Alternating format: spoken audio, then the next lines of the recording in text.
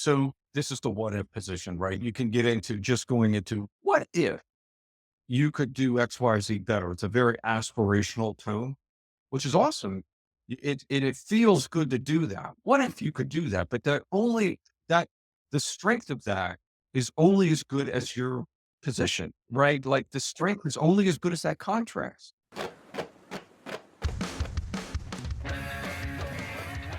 Oh, yes, this is the Hardcore Marketing Show. I'm Casey Cheshire, your host for this epic journey. Today's show is sponsored by Ringmaster, on a mission to launch B2B podcasts that create relationships, generate revenue, and drive growth. Ringmasterlive.com.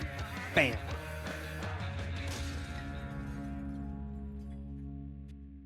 And we are heading into Crazy Town. Why? Because of my guest today. He is an absolute leader. I can't wait to tell you about him. He's a marketing leader, a thought leader, a seasoned marketing exec, board member, advisor to the stars. But he's got a focus, and I highly encourage you as you're thinking about your marketing career, past, present, future.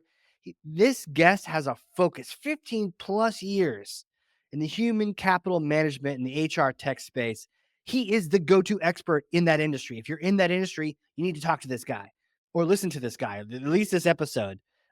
He is the man, advisor at Alpha Sites, chief marketing officer at Brightmine. Mark Brandau, welcome to the show, sir. I don't think I can live up to that. I mean, thank you. I know I can't live up to that. That's crazy. But thank you, Crazy Trey. Think about crazy. That's extraordinary. Nice of you. To say late. I think so. Thank you. Yeah. Now I feel like I have a mark to live up to.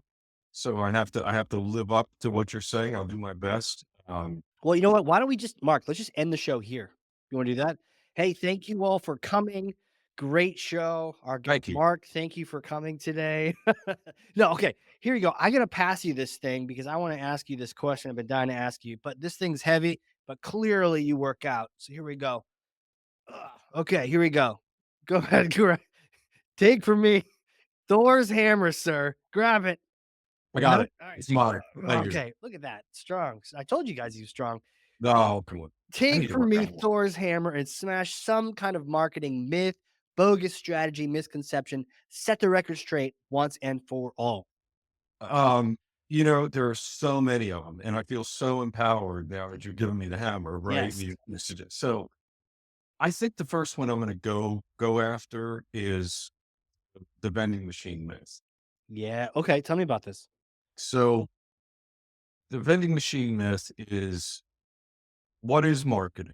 Marketing is a vending machine where you put a dollar in and you get a lead out. That's it. That's marketing. Marketing's job is to be a vending machine.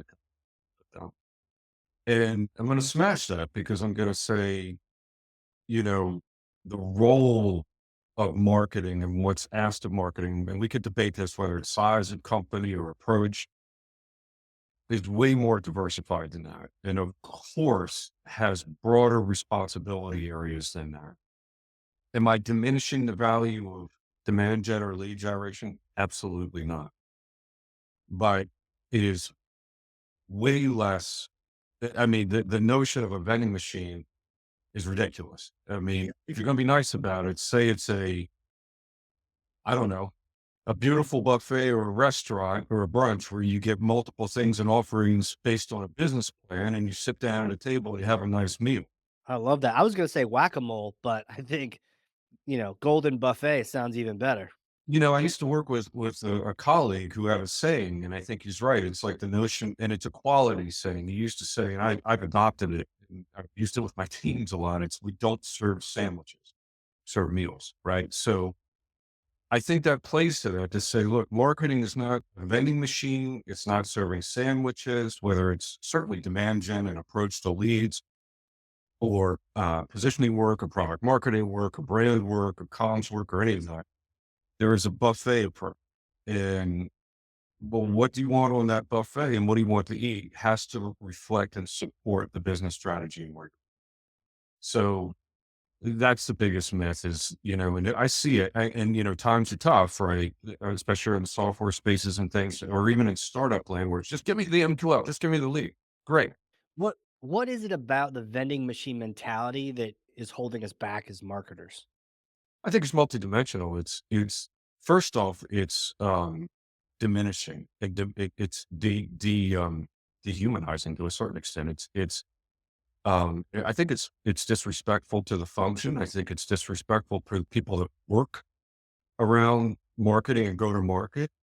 Um, it's kind of like pick your analogy, pick your function, whether it's finance or engineering or whatever, and say, um, you know, horrible things. I think it's just degrading. You know what I mean? So there's a notion of being very degrading to the job that people are called upon to do, that it's kind of just dumb, right? It's a dumb thing. Put the dollar in, make sure I get. So there's that. But I think the other thing, the other piece of it is not only is it degrading, but it also does not recognize the value that a professional marketing team or marketing approach or go-to-market approach can bring to a business. You know, and you'll never get the lift that so many CEOs want. This concept of lifting a business and driving brand perception and valuation of a business, especially my startup. You're never going to get that with the vending machine mentality. You just won't. What you're going to get is dollar in, some level of MQLL. That's kind of it. So there's a degrading thing to it, but it's also harms the business because you want marketing to get lift out of the business and increase the value of the business, not just churn out leads, which of course is part of the job function, but that's the thing. Take me back to that buffet for a second. Maybe it's because we haven't had lunch yet Mhm. when we're recording this, but you describing, the marketing offering, not only for the company, but also for the prospect as being this beautiful buffet. And they can choose, right? They're not getting a sandwich from a box. They get to choose all these tasty things and they can serve themselves but you're making it available for them and you're keeping those bins full so that they can go and sample and learn on their way in that sales process. I love that imagery. Tell me, where does that come from? And then how do you make the best buffet, best marketing buffet? I think it has to start with business alignment, strategy alignment to the business, right? So, and maybe that's an area that we don't, as professionals, spend enough time doing because the business conditions change frequently, especially these days.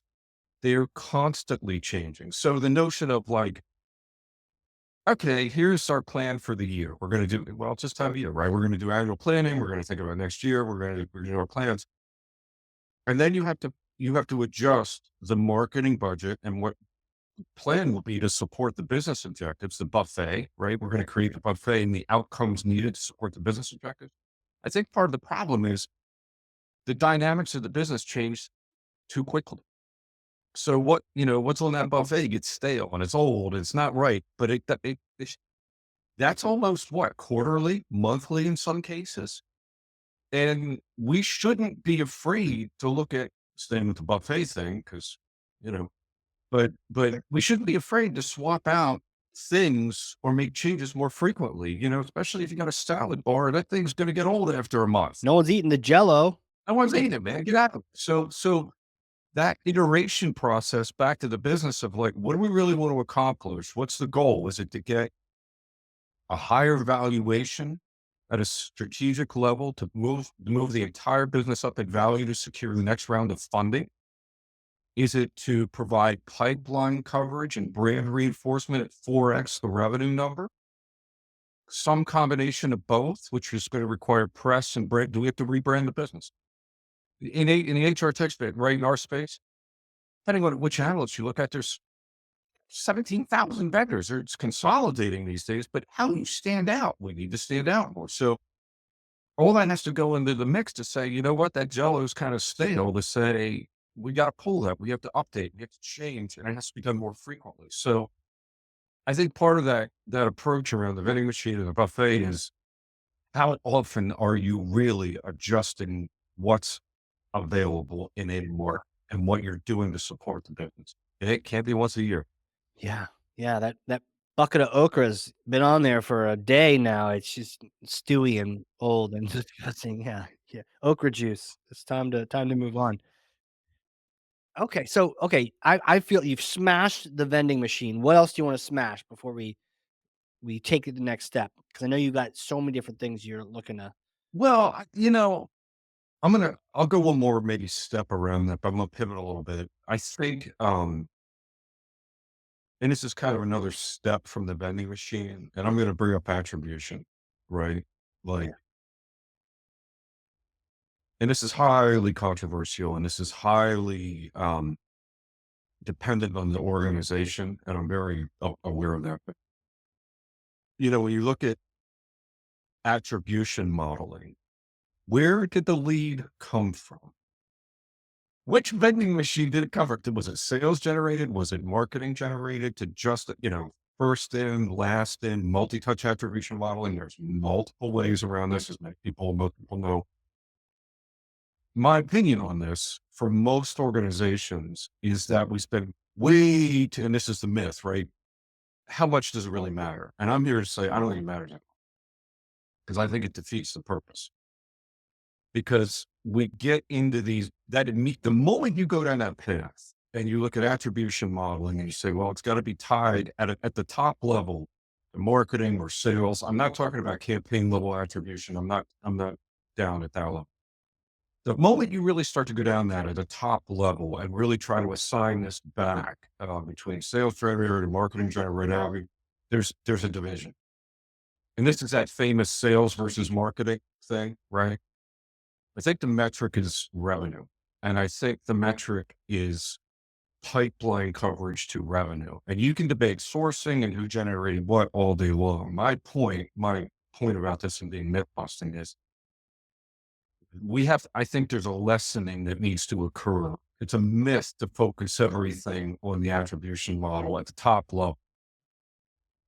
And let me give you the alternatives. Let me give you, and it's sort of back to the buffet approach, but it's a different one, a portfolio approach of life to say, I think there's a much healthier model and it's a portfolio lens to say, you know, how much are we really prescribing to marketing activities?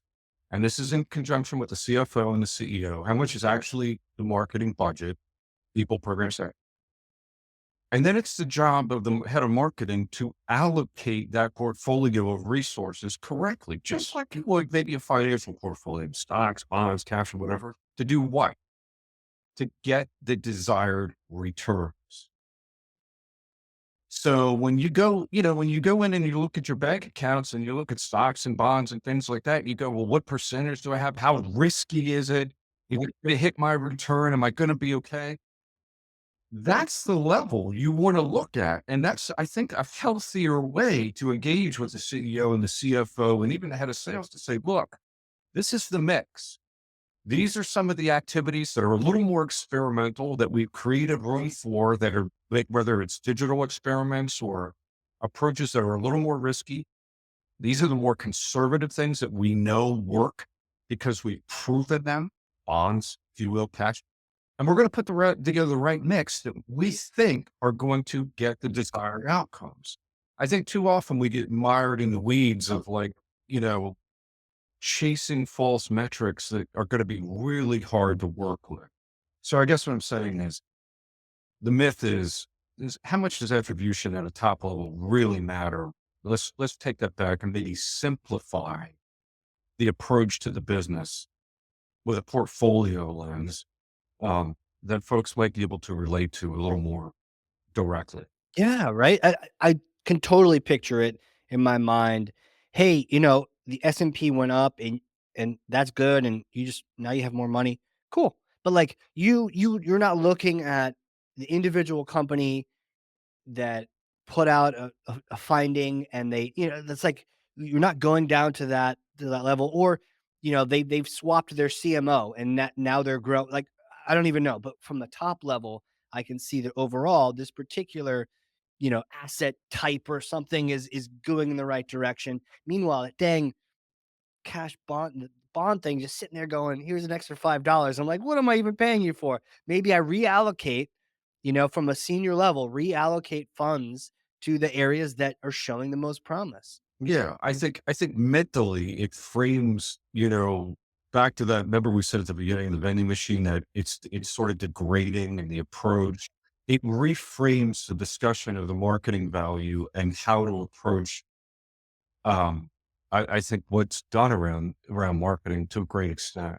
And what a it's much more of a powerful way to view the role. And I think before we can expect the C-suite to just grant us seats at the table and give us the bandwidth and the budget and the funding and the understanding and the trust, we have to view it that way ourselves, right? So we have to throw the vending machine out because how many times have we been treating ourselves like that only to see it reflected in others? But we're acting like a vending machine. Let's start acting like asset allocators on a 52nd story floor in New York City. Let's take it to where it needs to be.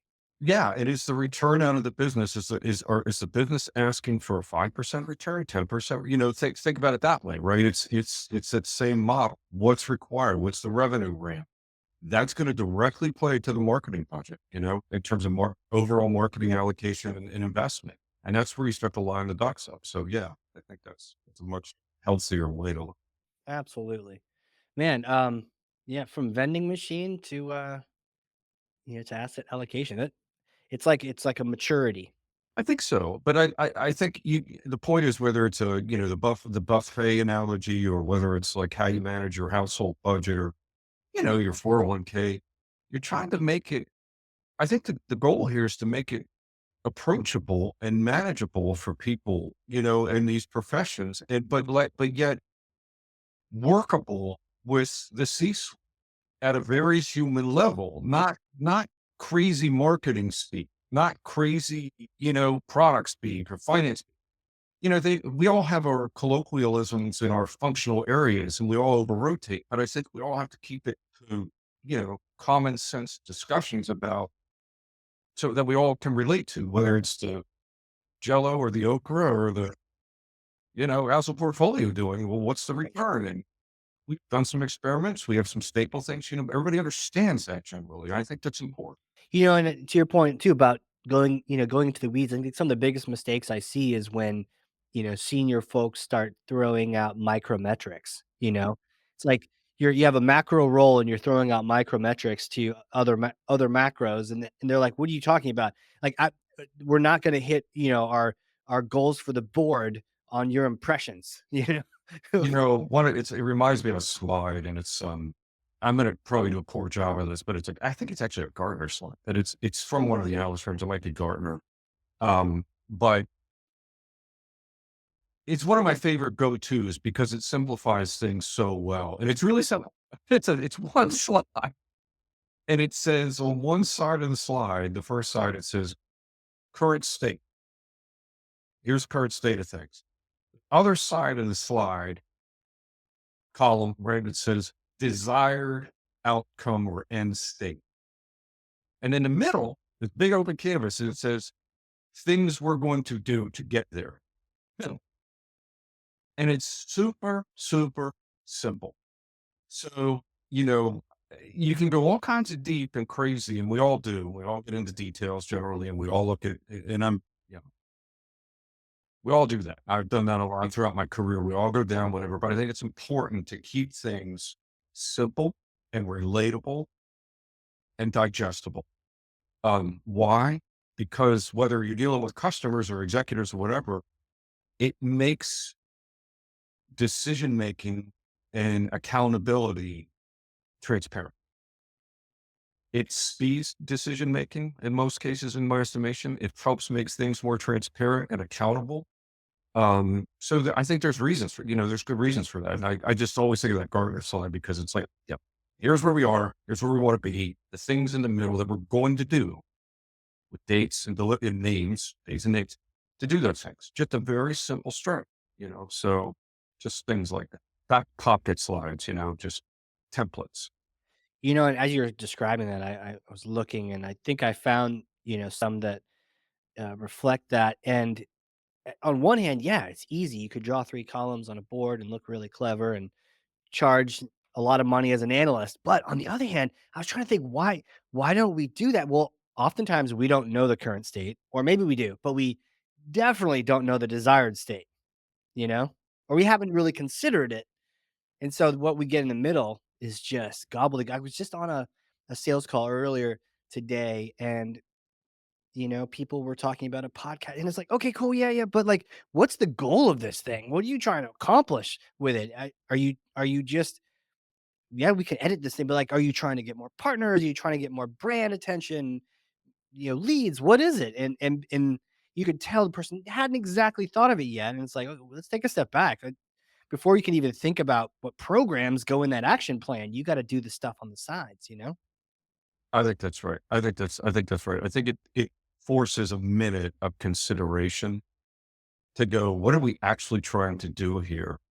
Um, but I think it's also very crisp and tangible things like, I'll paint it into an example just quickly of like, um,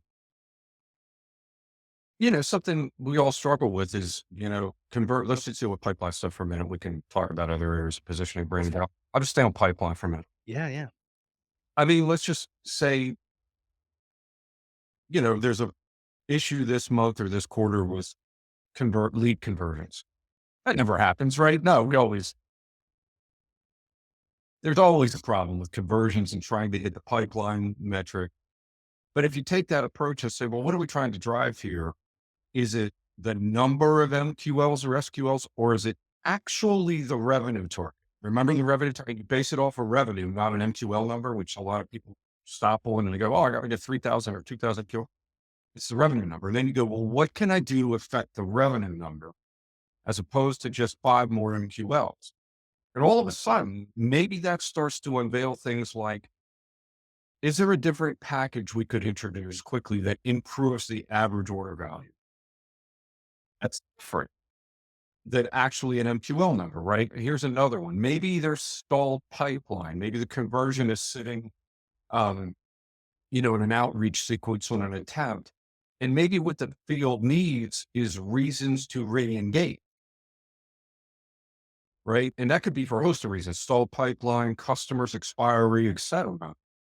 And maybe that becomes a campaign, reasons to re-engage, right? So you go through that analysis um, and that's beyond just looking at win-loss. That's moving into a campaign effect on that to say, here's the reasons why we're winning or losing or why it's stalled, but actually then making a campaign on reasons to re-engage, for example. So I think if you take that 1 minute to go, oh my God, I got to come up with more pipeline or I got to improve conversions. What are we going to do? Let's send another email. Let's find 500 more, MQLs through scoring. There's a scoring rate, is lead scoring rate.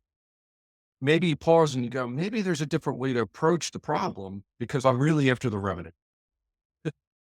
Maybe 3 more MQLs aren't going to matter necessarily. What I can impact the revenue on pipeline. It makes a lot of sense. Have you done any work with like EOS or traction?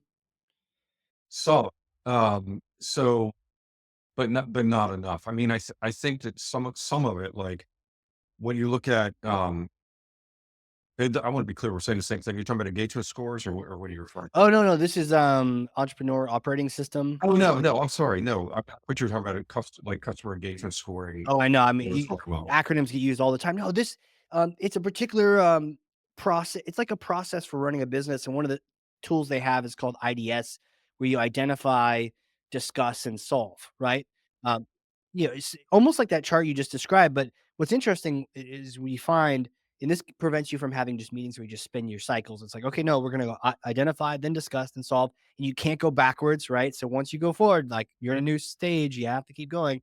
But sometimes we don't give enough time to the identify section. And what you end up doing is, okay, if the problem, just to your exact point, is the problem that we don't have enough revenue, or is the problem that this person is missing this? But then all of the discussion ends up around it. All of the solutions end up around it. And maybe that wasn't the problem in the first place, right? And then you have to like go back to the beginning and ID. identify a whole new, but like it's so critical to figure out what exactly are we trying to solve here before we start launching into to dos. How many times, as marketing professionals stay in the pipeline, do we deliver a lead volume and and the revenue target still isn't hit? And is that a success or a failure, right? Right, it's a failure. So marketing, this is where we get into the, well, marketing did its job, but so, and you don't want to be in that spot. That's never the spot to be in, right? So that's why I go back to the alignment thing and some of the earlier comments around attribution and, portfolio. And, you got to kind of park some of that stuff to get really aligned there around revenue and what's going to be done to it. So I'd rather walk into a room, as I've done many times, and say, look, the MQL volume was pretty close, or where what have you, or whatever it looks like. And you also look at it by dollar coverage, but maybe the dollar coverage is off, right? On a pipeline progression or an approach, and go, what do we really need to do to approach the dollar makeup? Because that's the bigger lever. That opens up a whole nother discussion. And then we can have, real look at win loss, where pipeline is solved, AOV maintenance. It just changes the Komodo a lot as opposed to, I need 50 more leads, that kind of thing, or 5,000 more leads, whatever the number. So I think it varies, right? But I just think that having that broader discussion of what are we really solving for is a healthy thing to do. Yeah, and right now there's a conference room where they're discussing the wrong problem, and they're gonna find you more MQLs and still miss that target. Don't be them. Yes, that's not a good spot to be in. Well, kind of, shifting a little bit, you've got so much experience in I love these conversations. Where do you get your input from? Is it podcasts? Is it books? What are the kind of things that are feeding you? Well, I think, that's number one thing, but I think to be honest, there's multiple, sources of inspiration. Um, a lot of it is, I'll call it the consumer side of the house. Not, I've been B2B obviously, but it's B2C. Um, and what you see in consumer buying behavior and trending, because that influences so much everything. Because it all comes down to people. People are people, right? So my, you kind of look at the B2C world, you look at consumer trends, and you look at some of that. I go a lot around that, but I also thrive a lot on discussions, right? And you spread it, whether it's podcasts or whether it's talking to in my field and background, whether it's HR leaders, other software vendors, it's triangulating. So I always used to look at, I still remember this one data point, doesn't mean anything. Two, three, you're starting to triangulate a point of view, right? You're starting to put together a point of view that says, oh, this plus this gives you some footing, but if you just hear something, that's rumor and innuendo. You see something in the mass market, and I don't know, but if you start to connect dots, then I think you get a platform to start to, this could be something, this could be interesting, this could be different, this could be, um, so I think that's to answer your source of inspiration. The other guideline I'll just add to this just quickly is I always look to be, I always look for the contrast all the time. And this gets into the positioning stuff and sort of my deeper background for product and product marketing is I always look at the contrast because to be effective, for anything to be effective, there has to be the contrast. So, if the whole market is going, I'm just making this up. I'll sit on branding for a minute. If the whole market is teal, right, in branding and a certain font type and whatever, do you want to follow that or do you want to be different? Right. So I always look for a contrasted point of view and opinion because that's going to help create differentiation and clarity and go to market. So I guess what you hear me saying is it's not enough to just get inspiration and connect dots on a point of view that goes, yeah, there's probably something there. You got to flip it. You got to take that And then to me, I got to flip that on its head and go, what's the opposite of that? What's the contrasting lens? Because then, only then, do you have a 360 view. And you can make the same argument with technology as well. But I think that's, you got to flip it, right? So I get inspiration from those sources, but I try to put it in the washing machine, flip it around, see what comes out of it, and make sure there might be some point of view and perspective around. Tell me more because I think sometimes we have the tendency to think about either conforming or breaking out, and this almost is inspiring me to like, yeah, do go for that. Do take by the opposite. But could you tell me more? How do you go about making that actually happen, not just the brainstorming side? Yeah, this is another one of the things in the back pocket, like that Gartner slide. I'll give you this is another one, but this is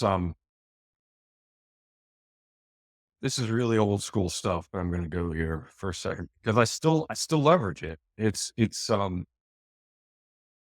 going to probably screw her name up. I think it was Ellen Duarte, and she she was famous because I think, if I remember correctly, and you guys can all check me on this and look it up, but she was one of the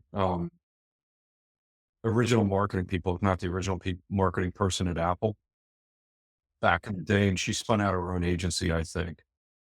And I'm pretty sure this was one of her principles because that's where I got this from. But it's how to create um, positioning in really three simple steps. But the point is, it creates contrast. So the fundamentals, and it's super simple. The fundamentals are, the first step is the darkness, okay, the storm, the problem. Oh my God, this is so difficult. This is such a problem. This is so bad. This hurts, and it has to be palpable. It has to be, oh God, when you say this in front of an audience or you talk to somebody, they have to, you want to see that expression. You want to go, oh my God, there's only three steps. The second step is an empathy step that says, we know this is hard and there really aren't a lot of good solutions or approaches to do that. So you're giving a grace note and acknowledging that there aren't things out in the market to solve this, or the ones that are there aren't good enough. And this is why. And the last step is the daylight. That's why Is what? Is the what? is the daylight from the dark daylight.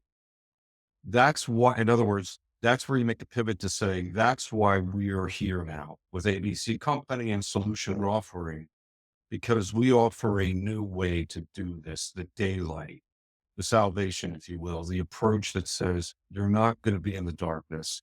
The storm is over. This is going to not just save you, it's going to help you with so what you're doing in this positioning work is creating the darkness to the light. It's the contrast, right? So, and that's what, if you remember back in the day with some Apples, and they still do it, right? Their original designs and their approaches, there's a lot of contrast going on. It was, remember the shadows and the people and the dark and the light. There's a similar stroke to that because it's effective. You want it, there's something effective going on there, that somebody's going to really be themselves and have their own identity in a sea of darkness and chaos. There's something psychologically to that. Um, so how to make that transition and how to bring, some of those consumer oriented approaches into, there's an Apple example and a Duarte approach that says, for B2B, I can do a 3-step position that differentiates myself going from a dark problem statement to a light outcome that your solution or approach provides. So that's an arc. It's an arc. It's a message. It's a positioning arc with supporting messages that helps illustrate that. That's something I keep in mind. Man, so cool. As you were describing that, I was literally creating the slides in my Mhm, head. mhm. I'm literally gonna do that right after we get off of this, episode. In fact, tell you what, I'll catch you All right. later. Okay. I'm gonna go do No, it's a good one. I wish I could say it's mine, but I've used it for years. But I think it helps, right? It helps distill a contrasted position, which is what you want to create. You want contrast. That helps you stand out. Right, not another storm or a a boat in the like, I think so much of it for me, the slide was the scene at the vendors at Dreamforce, right? Or a giant conference, CES, any of those where you're like just a little guy in a sea of many, They're all right? describing the color of the water. Most of them just are sit there and describe the color of the water and the clouds, and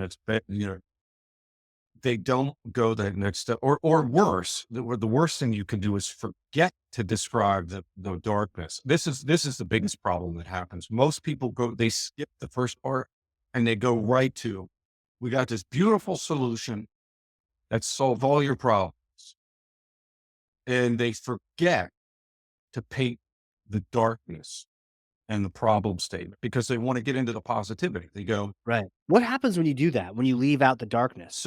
so this is the what if position, right? You can get into just going into what if you could do X, Y, Z better. It's a very aspirational tone, which is awesome. It feels good to do that. What if you could do that? But that the strength of that is only as good as your position, right? Like the strength is only as good as that contrast. What if instead of walking 6 miles to a grocery store, I could get into a car, something that I could drive to, I could sit and relax, comfort. That sounds silly, right? But that's the contrast. It's like that's only as good as how hard that walk is. If that walk is, hey, it's a beautiful stroll and we have time in the world. But if that walk is, I'm going to get attacked by wolves and it's in cold weather and it's at night, it makes that car a hell of a lot more attractive. Do you know what I mean? 100%. So it's that contrast. You know what's crazy? I'm a bit of an optimist, understatement, and sometimes what I end up doing is maybe this is, family upbringing, is I will just almost ignore the thing that's terrible and be like, "But you know what? Yeah, hey, the glass is half full." No, not even half full. There's a pitcher of water over here. Cool. Who cares about the pitcher? What what I'm hearing from you is like, how dehydrated are you? How terrible is your headache and you're about to pass out? Then you show the water. But I'm so quick to just let me just I just assume you know how dark it is, but let's dwell in it for a second, you Well, know? and part of what you're doing, and I think it's important not to over rotate. You don't want to sit in that, but but you're I right. might do that too. But part of what you want to do, I think, is you're creating um, an empathetic, sympathetic connection with the audience and the buyer and the market to say, I understand your work. I understand your problem. I'm not just coming in with, hey, I got this great widget. Pretty cool. It's going to help you do this. Don't you want one? You have to create some level of understanding. But I think as you get more advanced and as you go up and some of the solutions get cutting edge, I think is where you start to pivot more away from the darkness and problem solving that says, what if you could do things entirely differently? And this is some of the AI stuff, right? In our space where um, we know these things have been a burden for 15 years, 20 years, the administrative tasks. We're not going to belabor that. But what if you could just automate major sections of that? So you don't have to paint too much darkness, doom, and gloom. What you have to paint more vividly is that optimistic, all of that, you know, administrative tasks and configuring processes like in recruiting or, all of that's going to go away. And you don't have to sit in the negative because you're spending more time on the positive of how that's going to work and what that looks like. But Do you still do the darkness, or at some point in the maturity of the company, you drop the darkness? I think it depends. I think you're saying it right. I think it really depends on what you're doing and where you're going. I mean, I go back to the Apple analogy, right? That was what they were doing was very different in a market, and it was psychological. Break out, different, behave differently. Nike does the same things, right? It's all about the athlete performing better. So Um, I think it really depends on your position in the market and what you're doing, but I think it comes back to that adjustment. It's a dial, right? Like, where am I? What type of solution do I have? What am I actually selling? And where is that in the pain spectrum? Like, what am I have to make sure I connect on? What do I have to make sure it connects into? Um, so I think that's if there's an art to any of it, it's that a little bit of art, a little bit of science of to say, where am I coming at this? And, toward EOS, we can look at surveys all day to say, what's the, there are tons certainly in my space around buyer behavior, right? What they could care about, what they don't care about. You see that reflected in some of those, and then you dial it in a little bit. So, but I think it's good to at least understand the perspective regardless. You have to have that canvas because then you can operate around it. If you don't have any footing. You're just over here in la la land, right? Going, I got this great thing. I'm not sure how it actually solves the problem. On the other side, you're going too far. It's like, I know this is a big problem, but we really are not good about solving it. So you got to hit that right mix. Interesting. I'm also thinking about the type of customer I have, and many people probably have, where one of them is drowning in the sea. Another one is on a Royal Caribbean cruise ship, and they're like, "What storm?" But the problem for them is you got a bunch of pirates climbing up the side trying to take your business. Totally different problem. So maybe we describe that, instead of telling them they're drowning, and they're like, "We're not drowning. We got $4 million to spend. What can you do for us from the pirates?"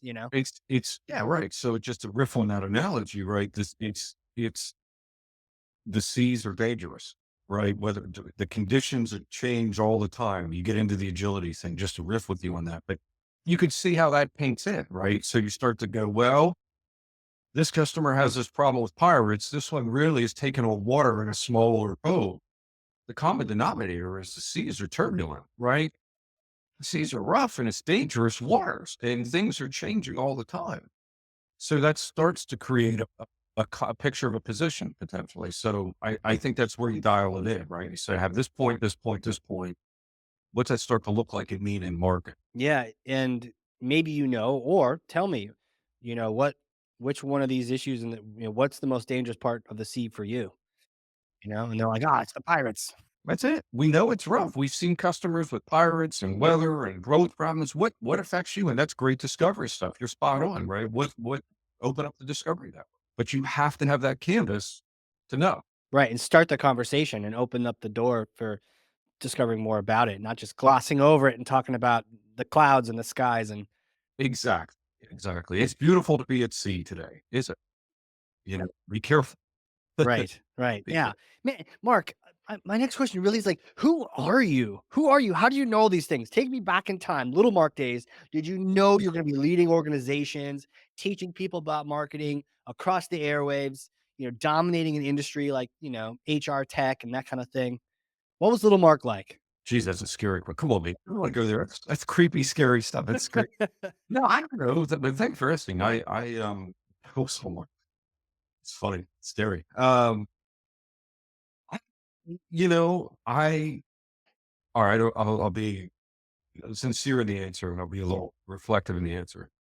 Um, I grew up in Baltimore, and I had a single mother, at the time, and uh, worked my way up, and uh, had the opportunity to move to the DC area, and did, and went to business school, and decided after that I thought about some career options and decided to get into technology.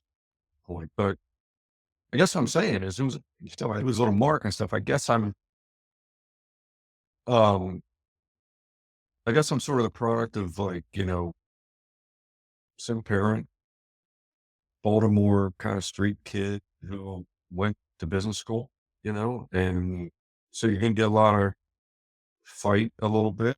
Still got gas in the tank, a little bit of gruff, um, mixed with, I have some business school chops. So you get that combo of, um, those two worlds, I guess, is probably how I would explain it. Did you know business was gonna be your future as a kid, or was it kinda just like no, I knew that if I was going to make something or try to do something with myself, I knew that was, a way to go about it. Right. And because you meet people in network. And then, to be honest with you, after that, there's a lot of luck and a lot of other people involved because whether it's, um, I've been very, very, very fortunate to work with some really good people who have given me opportunity with a lot of hard work, um, to move up. I'll come back to that. And, my wife, who's always encouraged me and supported me and said, you can do better. Think about it this way. So I've been very fortunate and lucky um, to have a lot of people that have been gracious and supporting and approach. But I want to make a comment on that. One of the things I learned, is, and maybe this is something for the audience, is hard work there? Yep, better believe it. And then 3 more hours of hard work. So that is table stakes, always has been, always will be. There are no shortcuts. You think you're gonna put out some influencer stuff and videos? Doubtful. Right? Doubtful. And that's gonna be the magic keys? Doubtful. You gotta put in the work, you gotta make the dials move. You gotta have an impact somewhere along the way and have some real results to show for it. I've just been very lucky to be in places where that's happened, right? But I'll say this, the last thing I'll say on this is you have to ask for it, meaning nothing in my experience, very, very little is in work and the work positions, very little is given to you at the end of the day. And let me, I've had it, this is what I do internally with team, but let me give a tip on how to ask for it. One of the things I've said to people, and it's served me well, I still use it, right? Is to say, I'm looking for your recommendation and support for promotion. So if you're listening and you go, if you're out there and you're in marketing and you're saying, look, I don't know how to get the promotion. I don't know how to go to the next step in the job. You have to ask for it, but you have to ask for it in the right way. It's not helpful to show, I want a promotion. You have to say, look, I'm going to hit my goals. I'm going to exceed my targets. I'm going to collaborate and deliver results better than anybody. But at the end of the day, Mrs. Manager, I want your recommendation for promotion to the next level. I want your support in doing that. That helps clear things. And it's not, in my experience, that's not an offensive statement to anybody. It's not super aggressive. It's just clarifying the expectation. So that kind of statement, asking for support, asking for the recommendation, asking for the referral for, to get the promotion. I think is a good tone, is a good stroke. And I've said that to people that work for me coming up, and it's something myself. Powerful, powerful. Mark, where do people go if they want to connect with you, um, follow up from this interview, talk more about what you do, all those things? Don't go to the cruise ship. Don't go to the sea. Don't go to the vending machine. I don't hang out there. I'm not at the vending machine. I'm not on the walk. Buffet, let's go, baby. I intentionally didn't say that. The buffet. No, well, there's some truth to that. So I might be at the buffet, the bar for sure. So definitely LinkedIn, of course. That's the go-to. So of course, LinkedIn. I always respond. I always follow up. 99.9%. If I don't see it, whatever. But I'm always open to discussion. Always open to connecting. Um, yeah, that's LinkedIn's the thing. Awesome. And Brightmine is brightmine.com. Where do you want people to go for that? Yeah, you got it. You said it, brightmine.com. Just a little point there. Really cool. They've done an interesting pivot. We've done an interesting pivot. We did a whole brand relaunch this year. We were formerly known as Expert HR, but we repositioned the business and relaunched the business in April of this year. And that was a journey that took the business on here at Brightmine. And we've been on pivoting to a provider of people data analytics and insights. So, yeah, that's been an interesting journey. And if people would like to hear more about how to do that and make that, reach out to me. I'm happy to go into details about how do you make a transition to a brand, a new name, a new position in the market, being a category king versus a new category, decisions around that. I'd be happy to share and spend some time for it.